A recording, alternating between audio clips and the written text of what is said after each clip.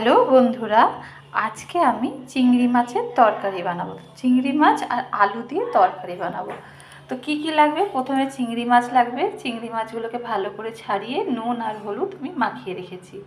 লাগছে পেঁয়াজ কুচোনো, এখানে একটা মিডিয়াম সাইজের পেঁয়াজ ভালো করে কুচিয়ে রেখে দিয়েছি। এখানে আমি আলু নিয়ে নিয়েছি, এইভাবে টুকরো টুকরো করে আলুগুলোকেও কেটে রেখেছি, ধোয়া আছে। লাগছে টমেটো, একটা বড় সাইজের টমেটো নিয়েছি, ভালো করে ধুয়ে কেটে রেখে দিয়েছি। কিছুটা কাঁচা লঙ্কা গোটা গোটা রেখেছি, যেগুলো ছিঁড়ে দেবো। লাগছে আর একটু লঙ্কার গুঁড়ো, যে যতটা ঝাল খাবেন সেই হিসেবে আমি কাঁচা লঙ্কা শুকনো লঙ্কার গুঁড়োটা দেবো।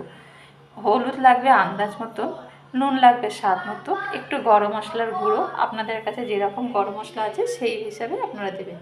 আর রান্নাটা করব সর্ষের তেল দিয়ে। তো সবার প্রথমে গ্যাসটা অন করে কড়াইটা বসিয়ে দিয়েছি, কড়াইটাও গরম হয়ে গেছে। এখানে আমি সর্ষের তেলটা দিয়ে দেব। মাছগুলো যাতে ভালো করে ভাজা হবে, মাছ ভাজা হবে, প্লাস এই তেলের মধ্যে আমি তরকারিটাও করে নেব।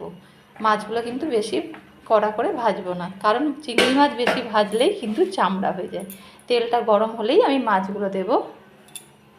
দেখুন মাছগুলো কিন্তু ভাজা হয়ে গেছে, এইভাবেই হালকা হালকা করে ভেজে নেব। বাদ বাকি মাছ এইভাবেই ভেজে নেব। চিংড়ি মাছটা পুরো তুলে নেওয়ার পরে যা তেল আছে এর মধ্যে আমি পেঁয়াজ কুচিটাও দিয়ে দিচ্ছি, দিয়ে আমি একটু নাড়াচাড়া করে নেব। একটু নাড়াচাড়া করে নেওয়ার পরেই আমি এর মধ্যে আলুগুলো দিয়ে দেব। আলু আর পেঁয়াজটা আমি একসাথেই কিন্তু ভাজি। আমার নাড়াচাড়া হয়ে গেছে, এইবার আমি আলুগুলো এর মধ্যে দিয়ে দিচ্ছি, দিয়ে আমি এবার নাড়াচাড়া করব। এবার ভালো করে আলু আর পেঁয়াজটা আমি নেড়ে নেব। আলু আর পেঁয়াজটা ভালো করে কিন্তু ভাজতে হবে। এবার আমি এর মধ্যে একটু নুন আর হলুদ আন্দাজ মতন দিয়ে দিলাম, দিয়ে আমি এবার পেঁয়াজ আর আলুটাকে ভালো করে ভাজা ভাজা করে নেব। আলু আর পেঁয়াজটা কিন্তু ভাজা প্রায় হয়ে গেছে। এইবার আমি এর মধ্যে টমেটোটাও অ্যাড করে দিলাম, তার সাথে সাথে কাঁচা লঙ্কাগুলোকে এইভাবে ফাটিয়ে ফাটিয়ে দিয়ে দেবো। দিয়ে এবার ভালো করে আমি কষিয়ে নেব, যাতে টমেটোগুলো একদম গলে যায়। তখনই ভাববেন হয়ে গেছে কষানো।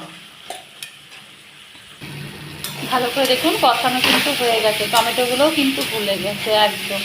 এইবার আমি এর মধ্যে চিংড়ি মাছগুলো দিয়ে দেবো, আর একটু লঙ্কার গুঁড়ো দেবো, কারণ ঝাল আর একটু লাগবে।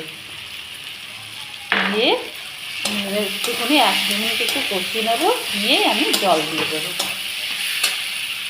এইবার আমি এর মধ্যে আন্দাজ মতন একটু গরম জল দেবো।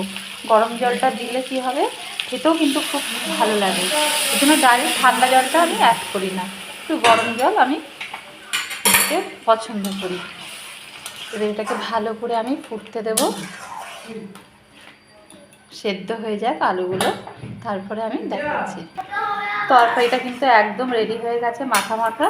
এবার আমি এখানে 1 চামচ মতন গরম মশলার গুঁড়ো দিয়ে দিচ্ছি, দিয়ে আমি নামিয়ে নেব। আপনারা গরম মশলাটা ইউজ করতেও পারেন, নাও করতে পারেন, কারণ চিংড়ি মাছের এমনিই কিন্তু গন্ধতে অন্যরকম।